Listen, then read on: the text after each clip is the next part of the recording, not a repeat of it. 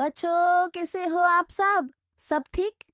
तो चलिए शुरू करते हैं आज की कहानी। बच्चों, तुम मेरे चैनल को सब्सक्राइब नहीं किया। जल्दी जल्दी पहले सब्सक्राइब करो और फिर हम आज की कहानी शुरू करेंगे। अगर तुम सब्सक्राइब नहीं करते हो तो मैं तुम्हारे लिए और नैतिक कहानियां कैसे बना सकती हूँ, इसलिए अभी कर दो। Click click click. अच्छा, चलो आज की कहानी शुरू करते हैं।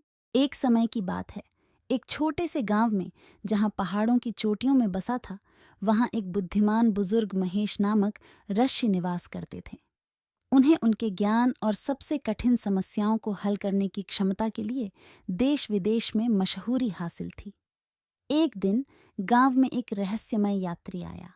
वह दावा कर रहा था कि उसके पास एक ऐसा पहेली है जिसे कोई भी हल नहीं कर सकता।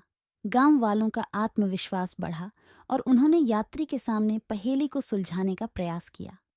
लेकिन कोशिशों के बावजूद किसी को भी वह पहेली सुलझाने में सफलता नहीं मिली। इस समय में महेश ने अपनी बुद्धिमत्ता का प्रयोग करने का फैसला किया।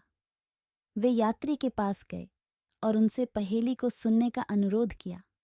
महेश ने पहेली को ध्यानपूर्वक सुना और फिर अपने ज्ञान का प्रयोग करके उत्तर देने की कोशिश की। दिनों और रातों तक उन्होंने पहेली पर विचार किया, पुरानी ग्रंथों को देखा और प्राकृतिक विश्व से ज्ञान प्राप्त किया। अंततः अपने ध्यान से उन्होंने पहेली का उत्तर निकाला और यात्री के सामने पेश किया। यात्री ने उनकी बातों को गंभीरता से सुना और फिर चमत्कारिता से उन्हें बताया, तुमने पहेली को सुलझा लिया है। तुम वास्तव में एक ज्ञान का धन हो। यात्री ने उनकी इच्छा पूरी की, लेकिन महेश ने धन या शक्ति की बजाय एक विनम्र इच्छा की। मैं अपने गांव और उसके लोगों के कल्याण और समृद्धि की कामना करता हूँ, उन्होंने कहा। और इस प्रकार पहेली ने गांव में समृद्धि और एकता लाई। लोगों को यह सिखाया गया कि वास्तविक ज्ञान न सिर्फ पहेलियों को हल करने में होता है, बल्कि उस ज्ञान का उपयोग दूसरों के भलाई के लिए करना चाहिए।